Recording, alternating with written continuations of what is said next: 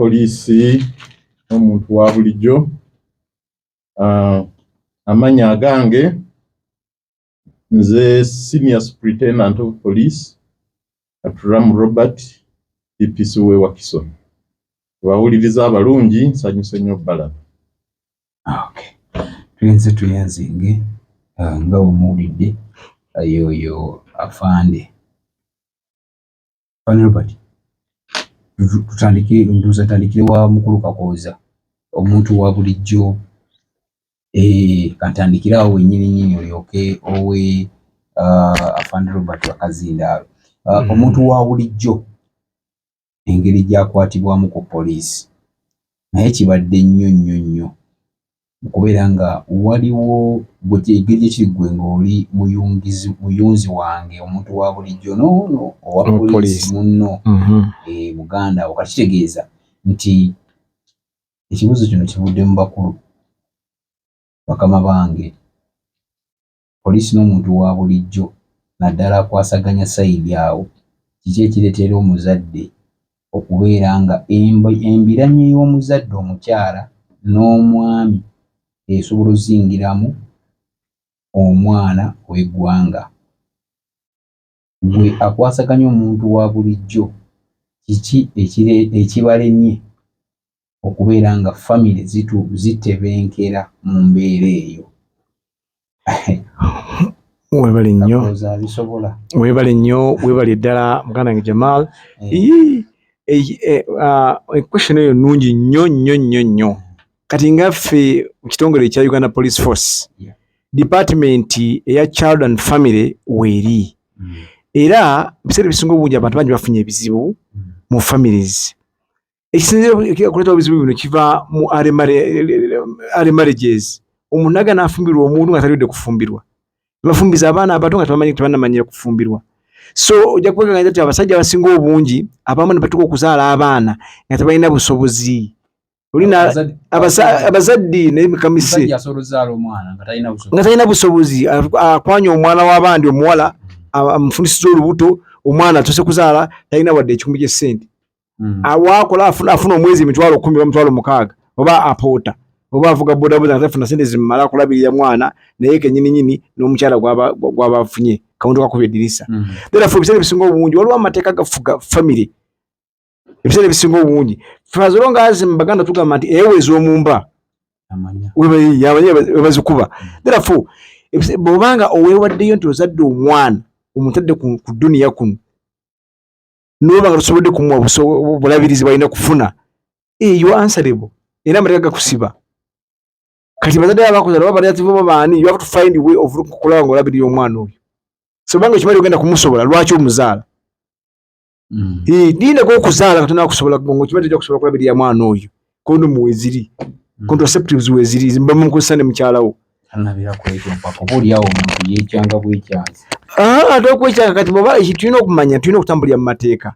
Ebbanga lye tunamala nga tuva ku tteeka olaba ensizebwe bwe zitusingira nti etteeka lisigala tteeka obaani as long as weewadde nti kati ngenda ndirwedde kuzaala omwana yes be ready for whatever that comes. Omuyingiriramu wa kakati wetuyingiremu wa wano ozadde omwana omusajja oganya okumulabirira omunegirectinze itteeka likukwata takimanyi ni case ekyobutamanya tekikuggyako musango genda obuuze ekyobutamanya tekikuggyako musango as long as omuzadde etteeka ligamba tolina okumulabirira.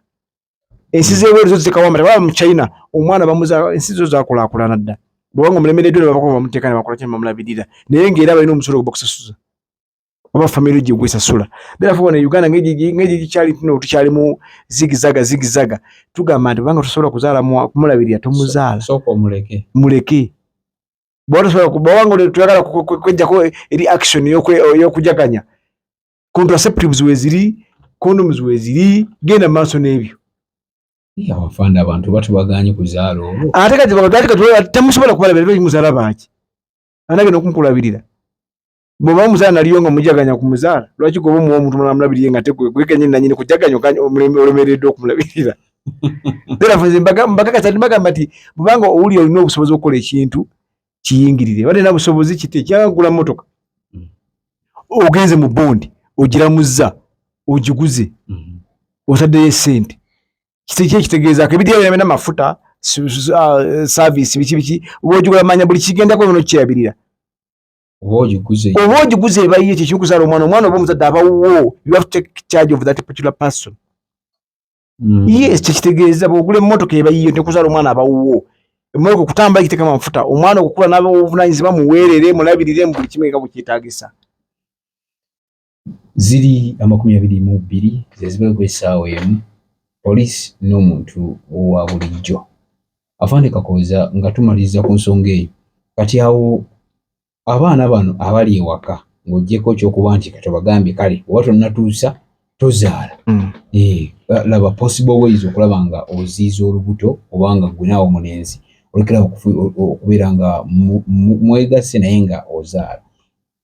Abaana bakuze kale awaliwo abazadde naye olutalo wakati wa maama ne taata luzzeewo oli awo omwana ono alina step mother oba step dad naye ne wekanga nga tasobola kugenda ku ssomero ate nga taata alina era nga waliwo obusobozi obusobola okugenda naye omwana ono olw'okuba waliwo olutalo maama n'alemesa omwana oyo abo bazadde poliisi era yo terina eyingiriramu wayandiyambye etya munnayuganda omwana omuto. Omwana ng'omwana alina rights ze. Buli muntu alina rights z'abaana abato weeziri buli kimu. Therefore tukitukubiriza nti let us get the information as a police tulina okukwata abantu abo bageza okugaana abaana okugenda okusoma. Ekyokusoma mungi gavumenti etaddewo bonna basome waali. Ekyokubiri gavumenti etaddewo programs ez'enkulaakulana. Omuntu wa bulijjo asobola okugenda n'afuna enkulaakulana n'akola n'afuna ssente. Nasobola okulabirira omwana. Bonna basomesere ssente ziba nnyingi ebiseera ebisinga obungi. Buba obusente bwa PTA komiti bwe butyo buugi lanchi bwe butyo obusente butono nnyo omuntu tasobola kulemererwa. So mu bufunze omwana yenna aba obeera wa anko oba obeera wa jjajja ate nekyo mu kisomo tufunye mu organizations mu Uganda eziyamba abaana abo abatalinaako mwasirizi.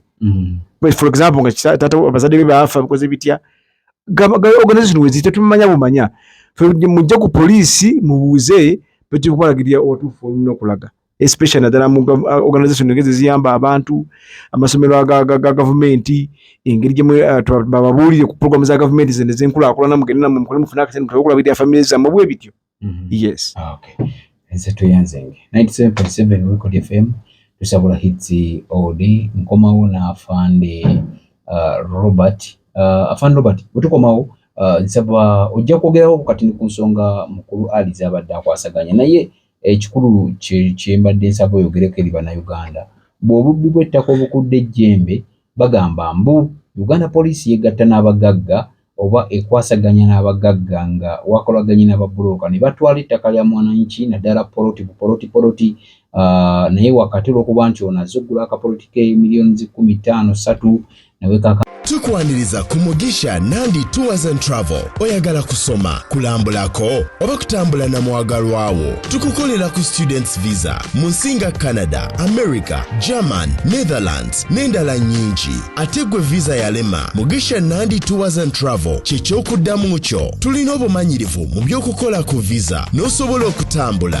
Tukuwa n'amagezi gawandyagadde okukolera e Bulaaya. Mugisha Nandi Tours and Travel ekuyamba okkulungamya okufuna obutuuze tulambuza saako n'okufunira ebifo eby'omulembe aw'okusula n'okukyakalira mu Uganda. Tusange ku Kalungu Building okuliraana City Square, Kampala Road, Level 4, Room 1.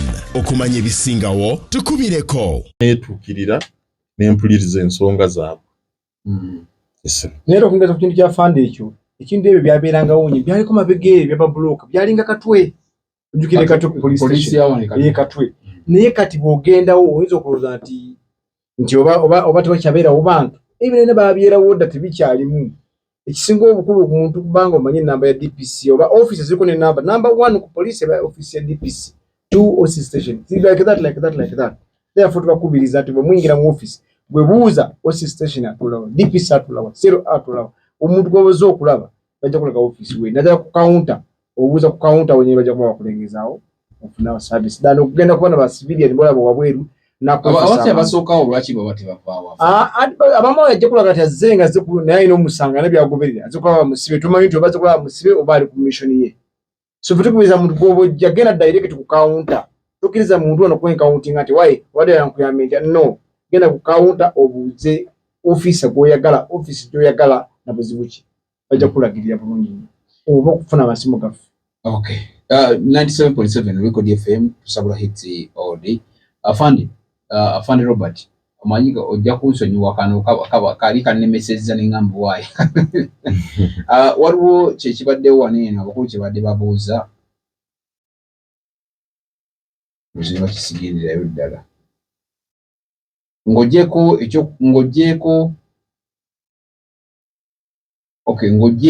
ekyokubeera nti mubagobye naye namummwe mwennyini mulimu ba staff abakolagana n'abantu ab'ebbali nga ye yamubalira nti Katulamu akola bw'ati ne bw'ati. Abo mukoze enteekateeka ki ebajja mu poliisi? Abo abantu naddala nnyo abapoliisi abeenyigira mu bikolwa bwe bityo okuggyako nga omuntu wa bulijjo nga yasazeewo okusirika naye bw'avaayo n'amwanika kamujjuutuka akyajingibwa n'agenda mu disciplinary courts zaffe n'akolebwawo ko nga amateeka omuntu wa bulijjo ng'aloopye omusirikale kubanga bw'aba taloopye okujja ewa DPC n'annyonnyola era omusirikale gundi ankoze bw'ati ne bw'ati ne banziggyako ssente zange kubanga bagenda kunyamba mu nsonga bw'eti ne bw'eti. Naye kaakati omuntu wa bulijjo bw'asirika nga bamunyigira eri mba sisobola kumanya naye bw'avaayo mu lwatu n'agamba ekintu kino kinkoseza omusirikale bw'ati ne bw'ati anziggyeeko ssente zange bweziti ne bweziti oyo akolebwako amateeka nga bwe galagira. Kaakati nkuba omulanga ku buli omu ampuliriza nti bw'olaba enkola bw'etyo weewala abafere leka nkwanjuli Ham Connect UG ye kampani egenda okufunira omulimu ebweru w'eggwanga. Tulina emirimu egy'abawala n'abalenzi mu mawanga nga Iraq, Saudi Arabia, Iran, Bahrain, Qatar n'amawanga amalala mangi. Wano ku Ham Connect UG tutunda n'okugula emmotoka ssaako ne airport taxi. Gwe omwana ow'obuwala olina passport oba tolina, jangu ku ofiisi zaffe. Ham Connect UG emirimu gy'abalenzi nagyo tugirina nga ba security guards, ba cleaner, ba housekeeper. Gwe ayagala okumanya ebisingawo tusange ku FB Tower Building ewa Bakule room number C03 oba tukubire ku namba z'essimu zino noti 755936 ne noti 7551559193. Ffe aba Ham Connect UG tutuukiriza ekirooto kyo.